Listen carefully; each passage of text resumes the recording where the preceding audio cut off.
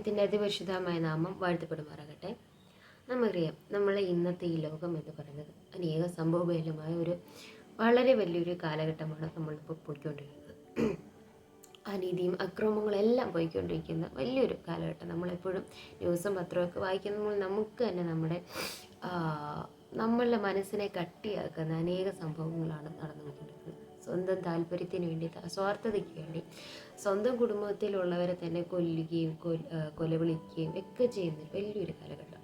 എന്തും മനുഷ്യനോട് ചെയ്യാം, ആരൊന്നും ചോദിക്കാനില്ല എന്നറിയപ്പെടുന്നൊരു കാലഘട്ടം.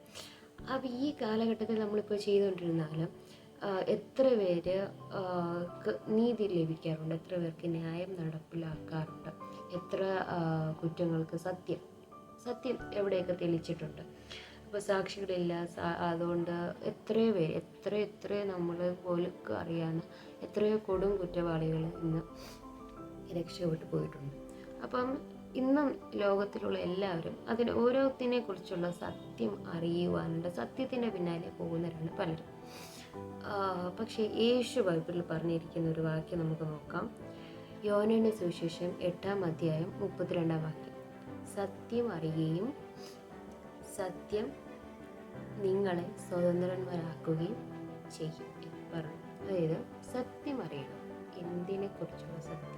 നമ്മൾക്കറിയാം, നമ്മൾ ഈ പറഞ്ഞ ഈ ലോകത്തിൽ പലതരം സത്യങ്ങളുണ്ട്, പല രീതിയിലുള്ള സത്യങ്ങളുണ്ട്.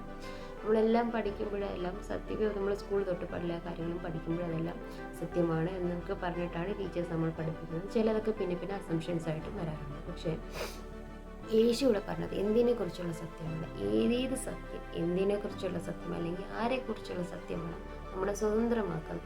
എല്ലാ സത്യവും പറഞ്ഞു കഴിഞ്ഞാൽ നമ്മൾ സ്വതന്ത്രമായിരിക്കും. ചില നമ്മൾ സത്യങ്ങൾ അറിയാം, നമുക്ക് തന്നെ വിഷമമുണ്ട്, അയ്യോ, അല്ലെങ്കിൽ ചില വ്യക്തികളെ കുറിച്ചുള്ള അല്ലെങ്കിൽ ചില സംഭവങ്ങളെ കുറിച്ചുള്ള സത്യം പറയുമ്പോൾ നമുക്ക് തന്നെ പേടി വരാറുണ്ട്. നമുക്ക് തന്നെ നമ്മളോട് തന്നെ ചിലപ്പോൾ ദേഷ്യം തോന്നുന്ന രീതിയിലുള്ള സത്യങ്ങളുണ്ട്, അല്ലെങ്കിൽ നമുക്ക് കുറ്റബോധം വരുന്ന സത്യങ്ങളുണ്ട്, ചിലപ്പോൾ നമുക്ക് വിഷമിപ്പിക്കുന്ന ചില സത്യങ്ങളുണ്ട്. പക്ഷേ ഇവിടെ പറഞ്ഞിരിക്കുന്ന സത്യം നിങ്ങളെ സ്വതന്ത്രരാക്കും. അപ്പം സ്വതന്ത്രമാക്കുന്ന ആ സത്യം ഏതാണ്, ആരെക്കുറിച്ചുള്ള സത്യം, എന്തിനെക്കുറിച്ചുള്ള സത്യമാണ് നമ്മളെ സ്വതന്ത്രമാക്കുന്നത്? അത് നമുക്ക് നോക്കാം. യോഹന്നാന്റെ സുവിശേഷം തന്നെ 14-ാം അധ്യായം അതിൻ്റെ 6-ാം വാക്യം. യേശു അവനോട്, ഞാൻ തന്നെ വഴിയും സത്യവും ജീവനുമാകുന്നു, ഞാൻ മുഖാന്തരമല്ലാതെ ആരും പിതാവിൻ്റെ അടുക്കൽ എത്തുന്നില്ല. അപ്പം ഞാൻ തന്നെ വഴിയും സത്യവും ജീവനുമാകുന്നു. അപ്പം യേശു പറയുന്നത് ഞാനാണ് സത്യം, ഞാനാണ് വഴി, ജീവൻ. അപ്പം ആ സത്യം, ആ സ്വതന്ത്രമാക്കുന്ന ആ യേശു പറഞ്ഞ സത്യം എന്നത് യേശു തന്നെയാണ്. യേശു എന്ന സത്യം, യേശു ആരാണ്, യേശു എന്തിനാണ് ഈ ലോകത്ത് വന്നത്, പിതാവിൻ്റെ ആ സന്നിധിയിലെ മഹോന്നതയിൽ ഇരിക്കാതെ അതെല്ലാം വിട്ടെറിഞ്ഞ് ഈ താളലോകത്തിൽ വന്ന് ഏറ്റവും ദരിദ്രനായി ഇവിടെ വന്നു.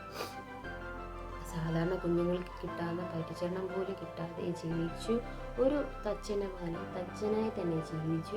30 വയസ്സ് വരെ യേശുവിന് എല്ലാവർക്കും തച്ചൻ എന്നുള്ള ആ ലൊക്കാലിറ്റിയിൽ മാത്രം അറിയപ്പെട്ടിരുന്ന ഒരു വ്യക്തി. 12 വയസ്സിൽ യേശു ശാസ്ത്രിമാരോട് കൂടി അവിടെ പോയിരുന്നു ഇത് ചെയ്തുവെങ്കിലും അന്നൊന്നും യേശു ആരാണ് എന്താണെന്നൊന്നും ലോകം അറിഞ്ഞിട്ടില്ല. 30 വയസ്സ് വരെ ആ ഒരു സാധാ രീതിയിൽ അറിയപ്പെട്ടിരുന്ന ഒരു വ്യക്തി. അതിനുശേഷമാണ് പിന്നീട് പരസ്യ ശുശ്രൂഷയെല്ലാം ആരംഭിച്ചത്. അപ്പം അതെല്ലാം കഴിഞ്ഞ് പരസ്യ ശുശ്രൂഷ ആരംഭിച്ചു. 3.5 വർഷം യേശുവിൻ്റെ പരസ്യ ശുശ്രൂഷയും യേശുവിൻ്റെ അത്ഭുതങ്ങളും എല്ലാമൊക്കെ ആയിരുന്നു. ദൈവം അത്ഭുതങ്ങൾ പ്രവർത്തിക്കുകയും സുവിശേഷം അറിയിക്കുകയും എല്ലാം ചെയ്യും. 3.5 വർഷത്തിന് ശേഷം നമ്മൾ യഹൂദന്മാരാൽ പിടിക്കപ്പെട്ടു, കൊല്ലപ്പെട്ടു. പക്ഷേ ഇതെല്ലാം നമ്മൾ സിമ്പിളായിട്ട് പറഞ്ഞു പോയി. പക്ഷേ എന്തിനു വേണ്ടിയിട്ടാണ് യേശു ഇതെല്ലാം ചെയ്തത്? ഇതെല്ലാം ചെയ്യേണ്ട കാര്യമുണ്ടായിരുന്നു. അല്ലെങ്കിൽ വെറുതെ അവിടെ ഇരുന്നിട്ട് ഇങ്ങനെയുള്ളതൊക്കെ ചെയ്താൽ പോരെ, അല്ലെങ്കിൽ മാറ്റിയ നമ്മളെ പാപം കഴിക്കുക അല്ല. യേശു വന്നത് എന്തിനു വേണ്ടിയിട്ടാണ് എന്നുള്ള സത്യം, അതാണ് ശരിക്കും എന്നുള്ള സത്യം. യേശുവിനെ കുറിച്ചുള്ള സുവിശേഷം, അതായത് യേശു ലോകത്തിൽ വന്നത്, ജനിച്ചത്, ഇവിടെ ജീവിച്ചത്, മരിച്ചതെല്ലാം നമ്മുടെ പാപത്തിന് വേണ്ടിയിട്ടുള്ള പരിഹാരത്തിനാണ് എന്നുള്ള സത്യം. ആ സത്യമാണ് നമ്മളെ സ്വതന്ത്രരാക്കുന്നത്. ആ സത്യമാണ് നമ്മൾ ലോകത്തിലേക്ക് വിളിച്ച് പറയേണ്ടത്. ഇന്നും പലർക്കും, ക്രിസ്ത്യൻസിനായിട്ടുള്ള എത്ര പേർക്കറിയാം യേശു ശരിക്കും പറഞ്ഞു ജീവിച്ചിരിപ്പുണ്ടോയെന്ന് പോലും ജീവിച്ചിരുന്നൊരു വ്യക്തിയാണ്. ഇന്നും യേശു നമ്മൾ പ്രാർത്ഥനയ്ക്ക് ഉത്തരം തരുമെന്ന് പോലും ഇന്നും പലർക്ക് അറിയാത്ത വലിയൊരു ക്രിസ്ത്യൻസ് പോലും പലരും ചോദിക്കുന്നത്. എൻ്റെ ഫ്രണ്ട്സ് പോലും ചിലരൊക്കെ ദൈവം ഉണ്ടോ, ദൈവം പ്രാർത്ഥന കേൾക്കുമെന്ന് ക്രിസ്ത്യൻസ് പോലും ചോദിക്കുന്നത് ഞാൻ കേട്ടിട്ടുണ്ട്.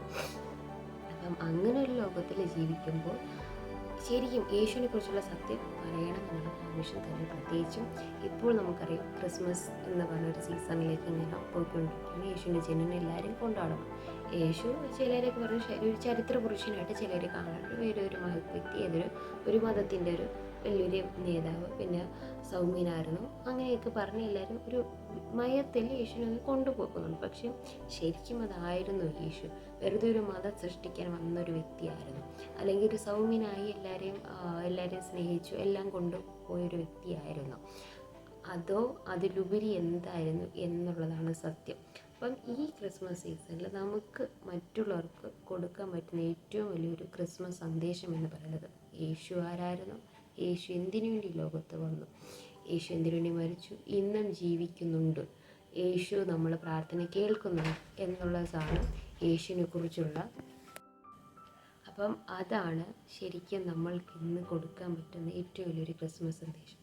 ആ ഒരു സന്ദേശം യേശു ജീവനായിരുന്നു, ജീവനാണ്, ജീവനും വഴിയും സത്യവുമായ യേശുവിനെ അറിയിക്കുന്നതിലുപരി നമുക്ക് വേറെ ഒരു സത്യവും നമുക്ക് ഈ ലോകത്തിൽ കണ്ടുപിടിക്കാനില്ല, നമുക്കൊന്നും ലഭിക്കുന്നില്ല. അപ്പം അത് നമ്മൾക്ക് ബാക്കിയുള്ളവരിലേക്ക് പറഞ്ഞു കൊടുക്കുവാനും ആ സത്യം നമ്മളെ ബാക്കിയുള്ളവരെയും സ്വതന്ത്രമാക്കുകയും ചെയ്യട്ടെ എന്ന് പ്രാർത്ഥിച്ചുകൊണ്ട് ആമേൻ.